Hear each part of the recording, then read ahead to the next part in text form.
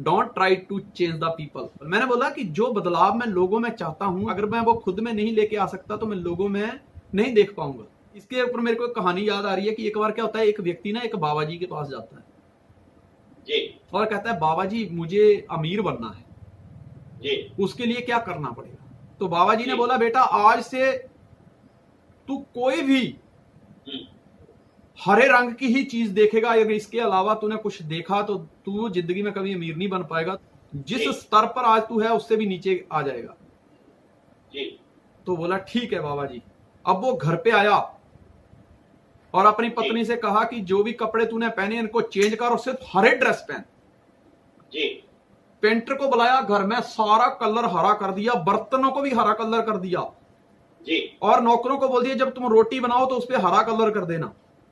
जी दूध वाले को बोला कि भैया जब तू दूध लेके आए तो उसमें हरा कलर डाल के लाना। जी थाली हरी, चम्मच हरा, दीवारें हरी, चादरें हरी, कपड़े हरे।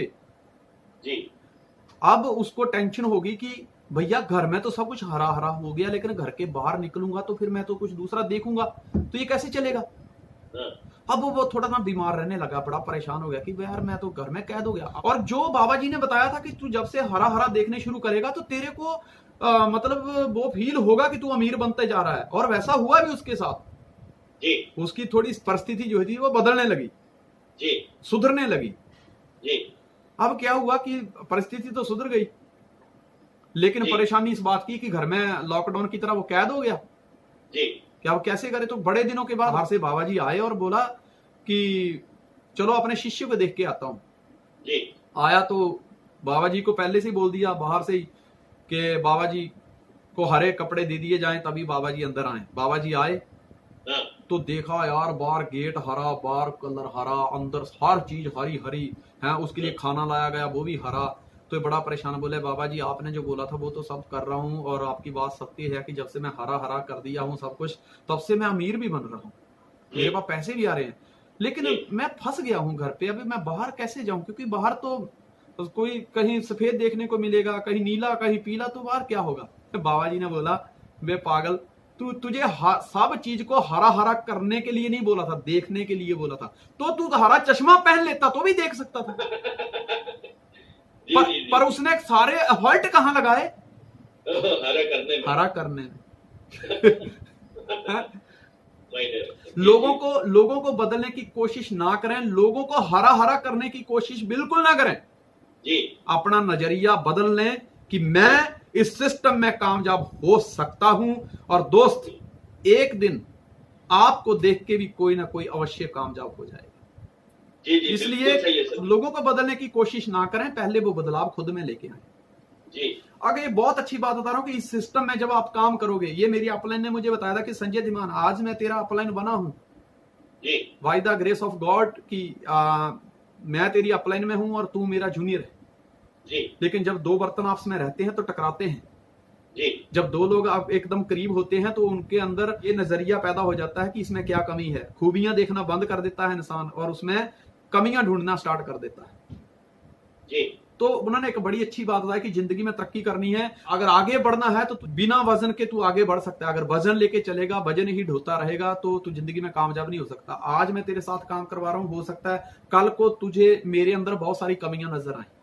जी देख तेरे अंदर तो कमियां हैं ही, क्योंकि तुझे तो इस सिस्टम के बारे में पता नहीं है, तो भी मैंने तुझे एक्सेप्ट किया है। मैंने कहा यस सर बिल्कुल आपने एक्सेप्ट किया, ये आपका बड़प्पन है। तो बोले वो बड़प्पन एक दिन तुझे भी दिखाना पड़ेगा, क्योंकि आज तो मुझे तेरे अंदर कमियां और तुझे मेरे अंदर खूबियां नजर आ रही हैं। जी मैं तेरी ये कमियां दूर करने आया हूं। जब कोई इंसान झाड़ू मारता है तो डस्ट जो है वो उसके मुंह पे उड़ के आती है। जी सर। जब मैं तेरी कमियां दूर करूंगा, यार इंसान हूं, कभी वो कमियां मेरे अंदर आ जाएं तो दोस्त तुझे खूबियां ही देखनी होंगी। तू अगर मेरी कमियां को ढोता रहा तो जिंदगी में कामयाब नहीं हो सकता। Don't hang with your past otherwise you will never see your future. जी आपको जिंदगी में कई कड़वे, खट्टे, मीठे, कई तरह के अनुभव हुए होंगे। जी अगर आप उन्हीं के साथ अपने आप को लटका कर रखोगे तो आप अपना उज्जवल भविष्य कभी नहीं देख पाओगे। जी सर। जी ये बिजनेस चलाना मतलब कार चलाने जैसा है। बराबर। आप जब घर से गाड़ी लेके निकलते हो तो आपकी गाड़ी में देखना, एक कांच राइट में होता है, जी एक लेफ्ट में होता है, एक सामने बड़ा मिरर होता है और एक रियर मिरर होता है। Rear rear. तो हम जो रियर मिरर होता है उसमें हम बहुत कम देखते हैं, जहां कभी टर्न लेना हो या जी। कहीं ब्रेक लेनी हो यस तो सर। हम राइट लेफ्ट वाले मिरर और बैक वाले मिरर का बहुत कम इस्तेमाल करते हैं। Yes sir. उन्होंने मुझे एक एग्जांपल दिया कि संजय धीमान, अगर तुझे बड़ौदा से दिल्ली जाना है तो दिल्ली कम से कम 1100 किलोमीटर है बड़ोदरा से। जी। तो 1100 किलोमीटर का सफर तू कितने घंटे में तय करेगा? मैंने कहा सर कम से कम भी मुझे तो 15 घंटे तो लगेंगे। Yes sir. कहते तू 15 घंटे में कितनी देर राइट लेफ्ट और रियर मिरर को देखेगा? मैंने कहा सर बड़ी मुश्किल से 15 घंटे में, अगर मतलब कहीं टर्न आएगा, ब्रेक लेनी होगी तो ही मैंने मिरर का इस्तेमाल करूंगा। जी। बोले तेरा सबसे ज्यादा फोकस किस मिरर पे होगा? मतलब आगे वाले पे। कहते आगे, क्यों? आगे। मैंने कहा मुझे आगे पहुंचना है। जी सर। कहता ये बिजनेस भी वैसा ही है जी। कि अगर आप पीछे आपके क्या घटना घटी, उसके साथ क्या हुआ, उसने क्या किया, अगर इन बातों को देखते रहोगे तो समझ लीजिए ये बिजनेस भी ऐसा कि आप कार चला रहे हो और सोचो कि आप आगे फोकस करने की बजाय पिछले कांच पे फोकस करोगे तो क्या आप मंजिल पे पहुंचोगे? नहीं सर, कभी नहीं। मैंने कहा सर नहीं पहुंचेंगे। मेरा भी यही जवाब था। कहता है याद रखना कि जिंदगी में अगर तरक्की करनी है तो पास्ट में क्या घटनाएं घटी, आपकी अपलाइन के साथ आपके कैसे संबंध थे, आपके डाउनलाइन के साथ क्या घटनाएं घटी, उनको खड्डे में दबा के मिट्टी डाल के ही तुम आगे बढ़ सकते हो। अगर उनको ढोकर चलोगे तो जिंदगी में हमेशा जिंदगी आपके साथ खिलवाड़ करेगी, आपको पीछे खींचेगी, आप अपने मन चाहे सपने कभी पूरे नहीं कर सकते। जी सर। नेटवर्क इंडस्ट्री में बहुत सारा तरह तरह की राशियों के लोग, अलग अलग धर्मों के लोग, और फिर उम्र का गैप होता है, नॉलेज गैप होता है, एक्शन गैप होता है, तो ये सब होता है। तो कई बार क्या होता है कि लोगों की जो फ्रीक्वेंसी है मैच नहीं होती जी। तो लोग एक दूसरे के साथ कौन बनेगा करोड़पति खेलने की बजाय कबड्डी कबड्डी खेलते हैं, टांगे खींचते हैं जी। और वो एक दूसरे को पीछे लेके जाते हैं। तो don't hang with your past otherwise you will never see your future.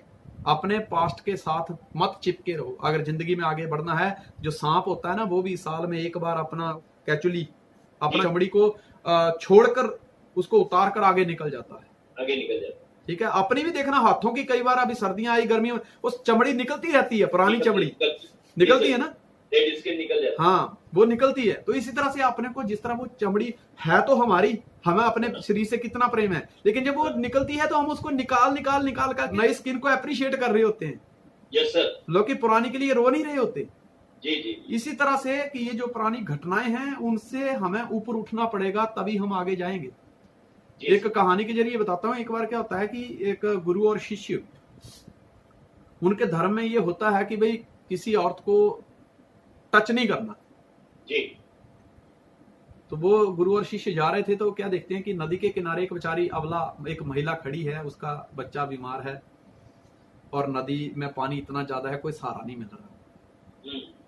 तो महिला कहती है बाबा जी आपका बहुत बहुत धन्यवाद होगा, वैसे भी ये बाबा लोग तो बड़े परोपकारी होते हैं, आप तो संत तो पूरी पृथ्वी पर लोगों का कल्याण करने के लिए आते हैं, मैं बड़ी समस्या में हूँ, मुझे नदी क्रॉस करनी है, क्या आप मुझे नदी पार करवा दोगे?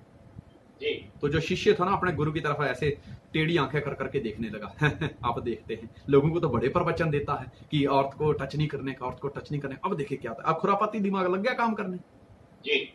अब गुरु ने क्या किया, सारे धर्म को, लाज शर्म को छोड़ के बोला बहन जी बैठो मेरी पीठ पे, कंधे पे बिठाया उसको जी। नदी क्रॉस करी और उतार दिया जी। चले गए। एक हफ्ते के बाद कहीं सत्संग था जी। तो फिर गुरु प्रवचन देने लगे कि हमारे धर्म में ये बताया जाता है कि भाई कभी भी किसी औरत को टच नहीं करने का, छूने का नहीं, आप इस धर्म की पालन कीजिए हैं। तो ऐसी बातें बता रहा था। उनके साथ जो शिष्य था ना जी। वो जोर से चिल्ला पड़ा, क्या फालतू की बकवास करते रहते हो, दूसरों को बताते हो कि औरत को टच नहीं करने का, औरत को टच नहीं करने का। उस दिन क्या किया था आपने, बता दूं सबको? बोले अभी तू बचा क्या है बता ही दे। बोलता है एक हफ्ता पहले आपको पता है आपने एक औरत को कंधे पे उठा के नदी क्रॉस करवाई थी जी। तो जब आपको पता है कि भी हमारे धर्म में ये है कि औरत को टच नहीं करने का, तो आपने क्यों उठाया? जी। गुरु हंसने लगा, बोले मेरे बच्चे मैंने तो बस इस कोने से इस किनारे से उस औरत को सहारा दिया था, कंधे पे उठाया और उस किनारे उतार दिया जी। इस बात को एक हफ्ता हो गया, तो अभी भी उसको कंधे पे ही उठा के बैठा हुआ है। जी जी तो दोस्त कुछ घटनाएं खट्टे मीठे अनुभव होते हैं, कभी मेरे से कोई गलती होगी, कभी आपसे कोई गलती होगी। जब तक हम एक दूसरे की गलतियों का पोस्टमार्टम करते रहेंगे हम जिंदगी में तरक्की नहीं कर सकते। जी सर हमें उनको पीछे छोड़ना होगा, तभी हम आगे जा सकते हैं। Understand the traffic rule of this business. जी जिस तरह ट्रैफिक रूल में क्या होता है कि जब आप कहीं चौराहे पे खड़े होते हैं तो सबसे पहले क्या होता है कि रुको, फिर जी। देखो कि बत्ती हरी है कि नहीं, जी और अगर आपको लगता है कि बत्ती हरी है तो जाओ, नहीं तो और रुको। तब तक रुको जब तक बत्ती हरी नहीं हो जाती। कई बार क्या होता है कि किसी के हाथ में किसी की छोटी सी बात आ जाती है तो उसको पूरे दुनिया में फैलाने का उन्होंने जिम्मा ले लिया होता है। जी भैया अगर जवाबदारी लेनी है तो अपना प्लान जो इतना जोरदार है उसको दुनिया में फैला, कौन रोकता है? जी ठीक है, लेकिन उन बातों को फैलाने की उन्होंने जिम्मेदारी ले ली होती है। पर दोस्त ट्रैफिक रूल को समझिए, पहले रुको। अगर कोई बात हाथ में आई है तो उस बात को फैलाने से पहले रुको, जी देखो कि यह घटना किस संदर्भ में घटी गई, जी क्या ऐसी सिचुएशन बनी कि यह घटना घटी, जी और फिर उसके बाद तुम्हें लगता है कि यह बात किसी से करने जैसी है तो किससे करनी है पहले ये देखो, फिर उस व्यक्ति के साथ करो, ना कि उन बातों का इशू बनाओ। ये मैं इसलिए बता रहा हूं कि जिंदगी दोस्तों बहुत ही लंबी है। नेटवर्क मार्केटिंग में हमें घाट घाट का पानी पीना है, तरह तरह के कड़वे अनुभव होंगे, खट्टे मीठे अनुभव होंगे। तो अगर इन बातों के साथ चिपके रहेंगे तो जिंदगी में हम कभी भी कामयाब नहीं हो सकते। जी सर।